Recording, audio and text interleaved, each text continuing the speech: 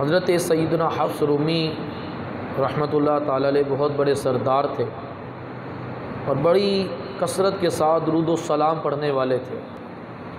ان کی وفات کے بعد کسی نے خواب میں دیکھ کر پوچھا کہ ما فعل اللہ بی کا، آپ کے ساتھ کیا معاملہ ہوا؟ تو کہنے لگے کہ اللہ تبارک و تعالیٰ نے مجھ پر رحم فرمایا، میری مغفرت کر دی اور مجھے جنت میں داخل فرما دیا۔ پوچھا کہ کس عمل کے سبب؟ جواب دیا کہ جب میں بارگاہ الہی میں حاضر ہوا تو اللہ پاک نے فرشتوں سے میرے گناہوں اور میں نے جو حضور کی بارگاہ میں درود پاک پڑھا تھا اس کا حساب لگانے کا حکم دیا۔ تو جب حساب لگایا تو درود پاک گناہوں سے بڑھ گیا، جو درود پاک پڑھا تھا وہ گناہوں سے زیادہ اس کا اضافہ تھا۔ تو اللہ پاک نے ارشاد فرمایا کہ میرے فرشتوں، اس کی قدر و منزلت تمہارے لیے واضح ہو گئی ہے، لہٰذا اس سے مزید حساب مت لو، اسے جنت میں لے جاؤ۔ اللہ تبارک و تعالی ہمیں کثرت کے ساتھ درود و سلام پڑھنے کی توفیق عطا فرمائے۔ ہم شب و روز اتنا درود پڑھیں کہ اللہ کرے کہ قیامت والے دن ہمارا پڑھا ہوا درود گناہوں سے زیادہ ہو جائے، تو انشاءاللہ اللہ تبارک و تعالی اپنی رحمت سے ہمیں جنت کے اندر داخل فرما دے گا۔ صلو علی الحبیب صلی اللہ تعالی علی محمد صلی اللہ تعالی علیہ وسلم۔ حضور نبی کریم صلی اللہ تعالی علیہ وآلہ وسلم کی حیات مبارکہ میں غیر مسلموں نے مسلمانوں سے پر اعتراض کیا، کہا کہ بیت المقدس جو ہے یہ قبلہ اول ہے اور سب سے پہلے اسے بنایا گیا ہے، تو لہٰذا بیت المقدس خانہ کعبہ سے افضل ہوا تو ہمارا دین تمہارے دین سے افضل ہوا، اور بیت المقدس ملک شام کی سرزمین پر ہے، اور ملک شام بڑی برکت والا ملک ہے جہاں پر بہت سے انبیاء کرام کے مزارات ہیں، اور ملک شام کی سرزمین پر ہی حشر کا میدان لگے گا۔ جو حشر کا میدان ہوگا پوری دنیا کے انسان سب کے سب ملک شام کی سرزمین پر جمع ہوں گے۔ تو یہ انہوں نے اس طرح کے اعتراضات کیے اور یہ ثابت کرنا چاہا کہ بیت المقدس خانہ کعبہ سے افضل ہے اور ہمارا دین بھی تمہارے دین سے افضل ہے۔ ان کے اعتراض کے جواب میں رب کائنات عز و جل نے پارہ 4 سورہ آل عمران کی آیت نمبر 96 اور 97 کو نازل فرمایا۔ ارشاد فرمایا کہ ان اول بیت وضع للناس للذی ببکۃ مبارکا وہدی للعالمین فیہ آیات بینات مقام ابراہیم ومن دخلہ کان آمنا وللہ علی الناس حج البیت من استطاع الیہ سبیلا ومن کفر فإن اللہ غنی عن العالمین۔ اللہ تبارک و تعالیٰ نے ارشاد فرمایا کہ ان اول بیت وضع للناس، بے شک سب سے پہلا گھر جو لوگوں کی عبادت کے لیے بنایا گیا وہ مکہ میں ہے، برکت والا۔ فرمایا کہ اس میں سارے جہان والوں کے لیے ہدایت ہے، اس میں کھلی نشانیاں ہیں، اس میں مقام ابراہیم ہے، جو اس میں داخل ہوا وہ امن میں ہو گیا، اور اللہ کے لیے لوگوں پر اس گھر کا حج کرنا فرض ہے۔ جو اس تک پہنچنے کی استطاعت و طاقت رکھتا ہو، تو جو انکار کرے تو اللہ سارے جہان سے بے پرواہ ہے۔ اس آیت کریمہ میں اللہ تبارک و تعالیٰ نے کعبہ شریف کی 6 صفات ذکر کی۔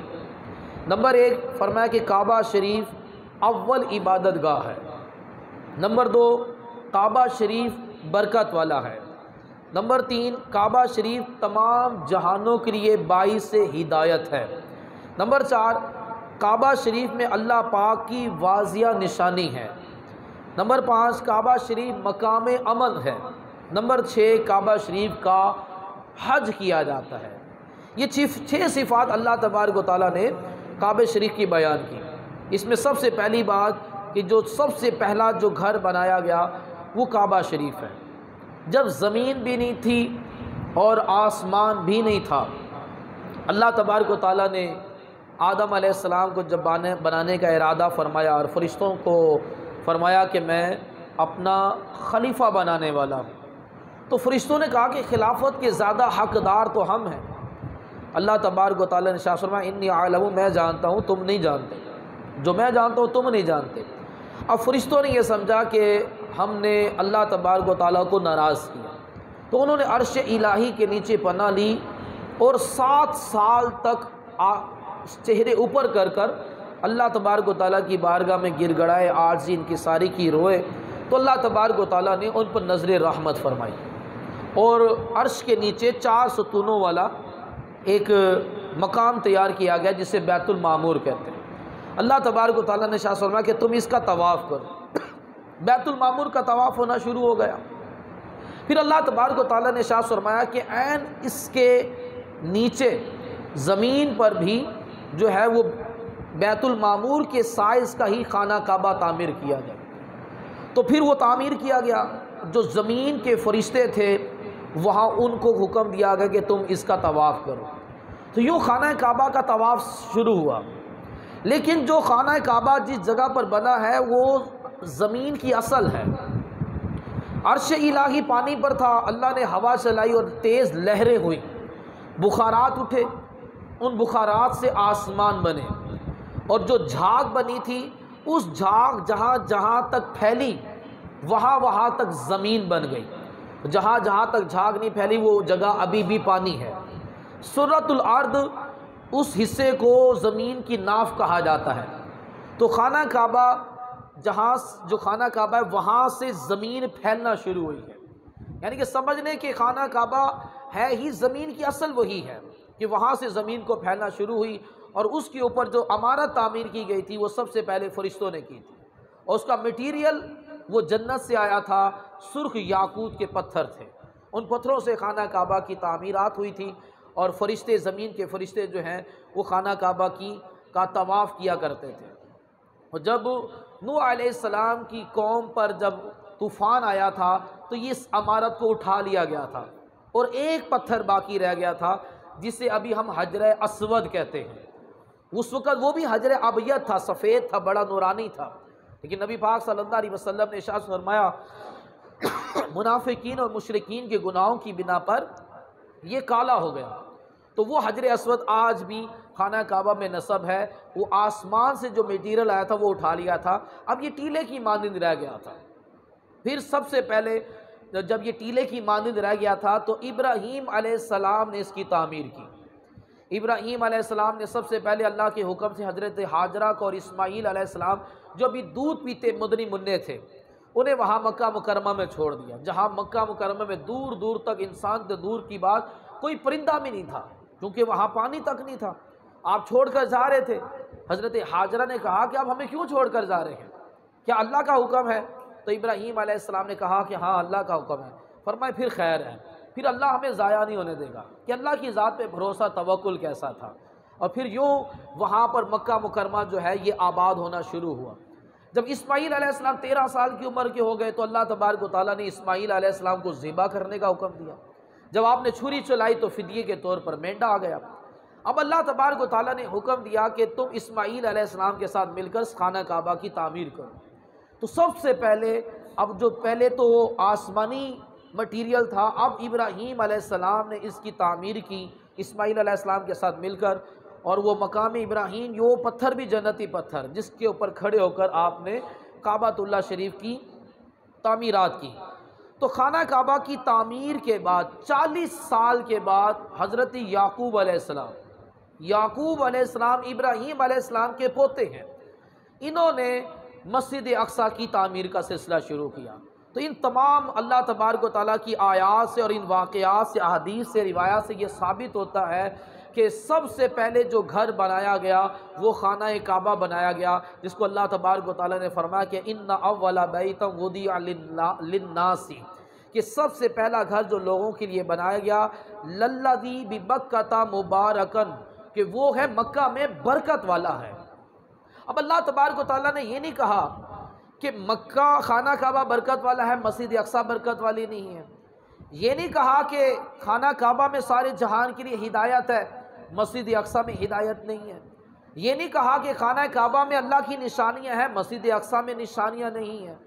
یعنی کہ اللہ تبارک و تعالیٰ نے جب دو فضیلت والی چیزوں کا ذکر کیا جاتا ہے تو اس انداز میں نہ کیا جائے کہ دوسری کی توہین ہو اور ایک کی فضیلت بیان ہو جائے۔ جب بھی ہم کسی نبی کی تعریف کریں تو اس انداز میں تعریف نہ کریں کہ کسی دوسرے نبی کی توہین ہو رہی ہو۔ ہم اپنے آقا و مولا محمد مصطفیٰ صلی اللہ علیہ وسلم کی شان اس انداز میں بیان نہ کریں کہ کسی دوسرے نبی کی توہین ہو رہی ہو۔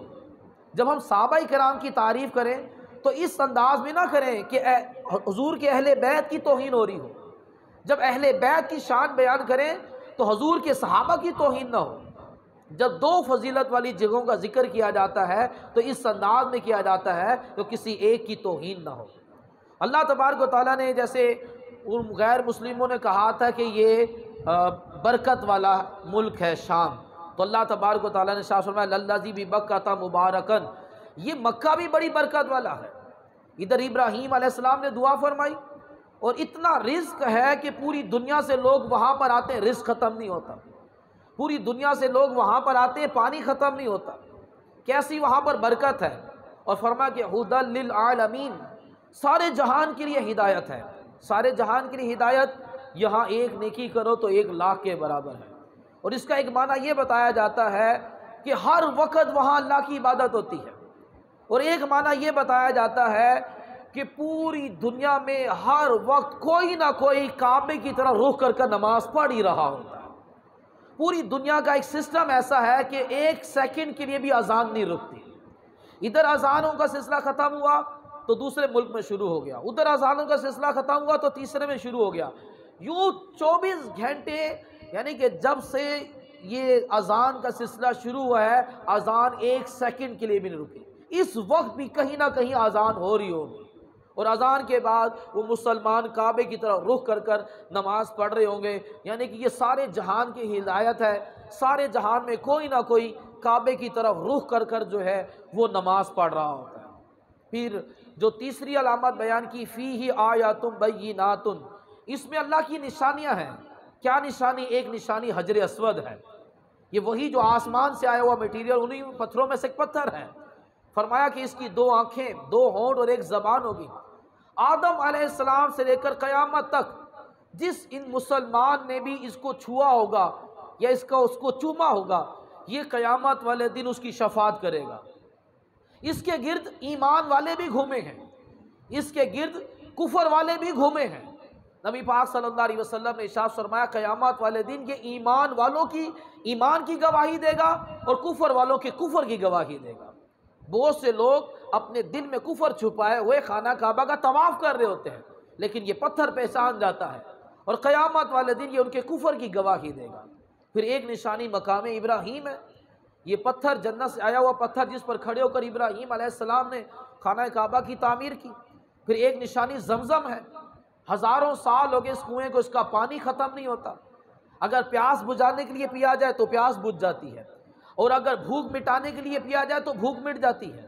ایک بوتل میں بند کر لیں، سینکڑوں سال بھی پڑا رہے تو اس میں بدبو نہ آئے، اس میں کائی نہیں پڑے گی. کتنی بڑی نشانی ہے. پھر ایک نشانی جو ہے یہ صفا مروہ ہے، یہ پہاڑیاں ہیں. یہ اللہ تبارک و تعالیٰ کی اس میں فرمایا کہ اس میں نشانیاں ہیں. اور ایک جو سب سے بڑی نشانی حضور صلی اللہ علیہ وسلم کی جائے ولادت. حضور صلی اللہ علیہ وسلم خانہ کعبہ کے ہی سامنے، صفا مروہ کے سامنے ہی جائے ولادت جہاں حضور پیدا ہوئے. اور اللہ تبارک و تعالیٰ نے فرمایا کہ لا اقسم بہذا البلد وانت حل بہذا البلد، محبوب اس شہر پاک کی قسم جس میں آپ جلوہ فرما ہیں. حضور کے قدم لگے تو اللہ تبارک و تعالیٰ اس قرآن پاک میں اس کی شہر کی قسم اٹھائی جا رہی ہے. یہ کیسی اس کے اندر اللہ تبارک و تعالیٰ کی نشانیاں ہیں. پھر ایک نشانی یہ بیان کی وَمَنْ دَخَلَهُ كَانَ آمِنًا، جو بھی اس میں داخل ہو گیا وہ امن میں آ گیا. لوگ سمجھتے ہیں کہ یہ جو مسجد الحرام ہے صرف یہی حرم ہے. نہیں، حرم 127 کلومیٹر تک پھیلا ہوا ہے. پورا مکہ شہر، اس میں جدہ بھی آ جاتا ہے. جو بھی اس کی حدود میں داخل ہو گیا وہ امن میں آ گیا. اب فاروق اعظم رضی اللہ تعالیٰ عنہ فرماتے ہیں کہ میرے باپ خطاب کا قاتل بھی اگر حرم میں داخل ہو جائے تو میں اس کو ہاتھ نہ لگاؤں جب تک وہ حرم سے باہر نہ آ جائے. ایک درخت کے سائے کے نیچے ہرن بیٹھی ہوئی ہے تو کسی کو اجازت نہیں ہے کہ ہرن کو اٹھا کر خود اس کے سائے میں بیٹھ جائے. کسی بھی درندے کو، کسی بھی پرندے کو مارنے کی اجازت نہیں. کبوتر بیٹھے انہیں اڑانے کی اجازت نہیں. یعنی کہ سب کو امن ہے. جو اس میں داخل ہو گیا وہ امن کے اندر آ گیا. نہ پرندے کو مارنے کی اجازت ہے، نہ کسی گھاس کاٹنے کی اجازت ہے، نہ درخت کو کاٹنے کی اجازت ہے. ایسا یہ امن والا شہر ہے. اور پھر فرمایا کہ وَلِلَّهِ عَلَى النَّاسِ حِجُّ الْبَيْتَ مَنِ اسْتَطَاعَ إِلَيْهِ سَبِيلًا، کہ جو یہاں آنے کی استطاعت رکھتا ہو اس کو اس گھر کا حج فرض قرار دے دیا گیا. حج صرف اور صرف خانہ کعبہ کا ہوا ہے، بیت المقدس کا حج نہیں ہوا۔ تمام کے تمام انبیاء کرام نے خانہ کعبہ کا حج کیا، فرشتوں نے بھی خانہ کعبہ کا حج کیا۔ ان معنوں میں خانہ کعبہ کی فضیلت جو ہے وہ بیت المقدس سے زیادہ ہے۔ حضرت آدم علیہ السلام کو جب دنیا میں اتارا گیا تو آپ یہ بر صغیر سری لنکا میں اترے تھے، اور ایک روایت کے مطابق آپ نے 1000 مرتبہ یہاں بر صغیر سے مکہ مکرمہ کا پیدل سفر کیا ہے، 1000 مرتبہ، جس میں 700 آپ نے عمرے کیے ہیں اور 300 آپ نے حج کیے ہیں۔ اس قدر یعنی کہ آپ نے مکہ مکرمہ کا سفر اختیار فرمایا ہے، اور 300 حج اور 700 عمرے۔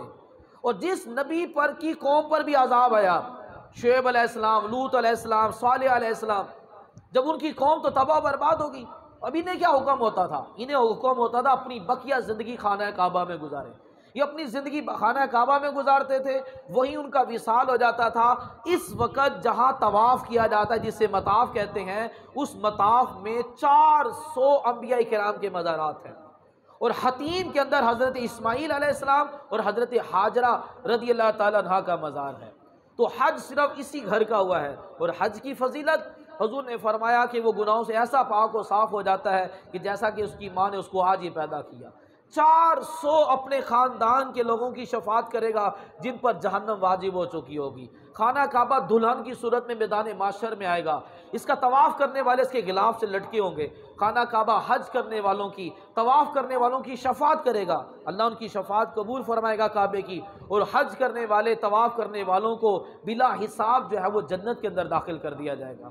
تو اسی کا صرف حج ہوا۔ تو یوں غیر مسلموں نے جو اعتراض کیا تھا، اللہ تبارک و تعالیٰ نے اس کا جواب دیا۔ پھر آخر میں اللہ تبارک و تعالیٰ نے جو ارشاد فرمایا، وَمَنْ كَفَرَ فَإِنَّ اللَّهَ غَنِيٌّ عَنِ الْعَالَمِينَ، جو حج نہ کرے، استطاعت ہونے کے باوجود حج نہیں کرتا، نبی پاک صلی اللہ علیہ وسلم نے ارشاد فرمایا کہ اللہ تبارک و تعالیٰ کو اس چیز کی پرواہ نہیں ہے، بھلے وہ یہودی ہو کر مرے یا عیسائی ہو کر مرے۔ جو بندہ وہاں جانے کی طاقت رکھتا ہے اسے جانا چاہیے، حج کرنا چاہیے۔ اگلے سال کر لوں گا، اگلے سال کر لوں گا، تاخیر کرنا حرام ہے۔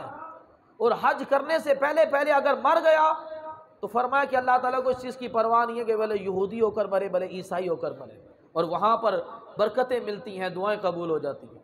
لیکن بہت سے لوگ خانہ کعبہ جاتے ہیں، حج کرتے ہیں، عمرے کرتے ہیں، پھر بھی دعائیں قبول نہیں، پھر بھی پریشانیاں حل نہیں ہوتی۔ اس کی وجہ کیا ہے؟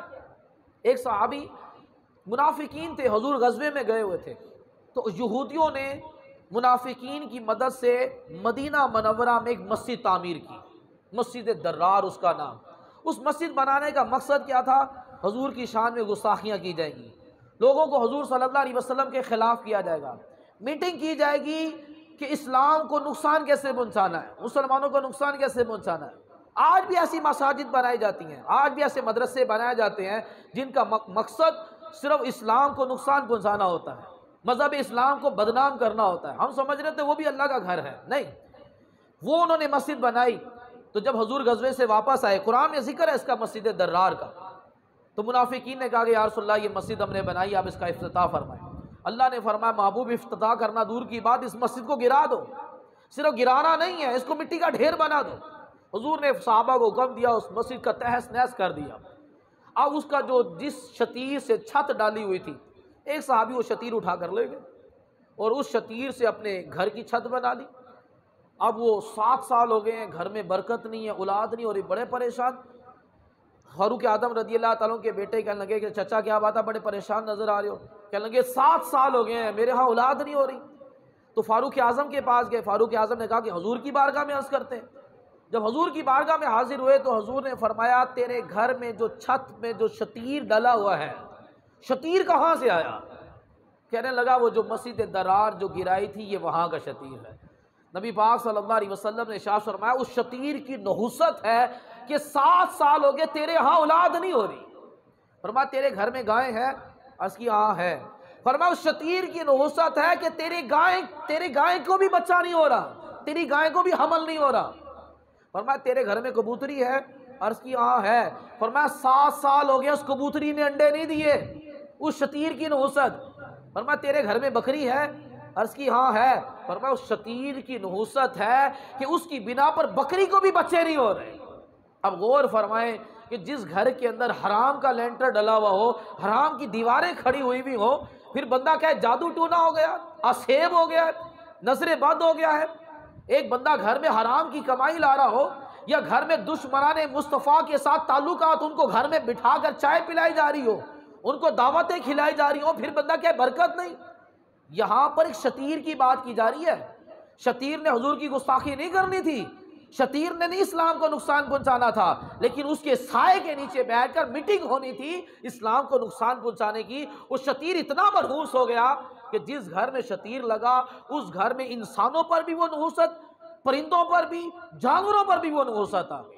تو بندہ اپنے لباس کو، اپنے مال کو پاکیزہ رکھے۔ بس اوقات یہ پاکیزگی نہ ہونے کی بنا پر، حرام مال ہونے کی بنا پر یوں بندے کو سکون نہیں مل رہا ہوتا، برکت نہیں مل رہی ہوتی۔ کسی طرح بھی دشمنان مصطفیٰ سے کسی قسم کا تعلق نہ رکھا جائے۔ ان کو گھر میں لے کر آؤ گے تو گھر میں بڑی نحوست ہو جائے گی، گھر سے برکت ختم ہو جائے گی۔ تو اللہ تبارک و تعالیٰ نے فرمایا کہ اس گھر کا حج کیا جائے۔ حج کرتا ہے تو بڑی برکتیں ملتی ہیں، اس پر جنت واجب ہو جاتی ہے، حج کی جزا ہی جنت ہے۔ لیکن کیا؟ جو حلال کے پیسوں سے کیا جائے۔ حرام کے پیسوں سے جتنا مرضی مکہ مدینہ آتا جاتا رہے کوئی فائدہ نہیں ہونا، حلال کے پیسوں سے ہو۔ لیکن اب ذی قعدہ کا مہینہ ہے، اس مہینے میں حج کی فلائٹیں شروع ہو جاتی تھیں، لیکن بد نصیبی کورونا کی وجہ سے اس سال بھی وہاں کے محدود لوگ ہی صرف حج کریں گے۔ ہمارے لیے ابھی تک وہ راستے بند ہیں، وہ دروازے بند ہیں۔ دعا کی جائے، یا خدا حج پر بلا آ کے میں کعبہ دیکھوں، کاش ایک بار پھر گنبد خضرا دیکھوں۔ یہ وہ جگہ ہے جہاں ابراہیم علیہ السلام نے دعا کی تو انسانوں کے دل اس مکے کی طرف کھینچے چلے جاتے ہیں، لیکن وہ مکے کے چاروں طرف سے راستے جو ہیں وہ بند کر دیے گئے ہیں کہ اللہ ناراض ہے۔ رب کو منایا جائے تاکہ وہ اپنے گھر میں آنے کی اجازت دے، اور ہر بندہ جا کر اس کعبے کی زیارت کرے کہ جس کی زیارت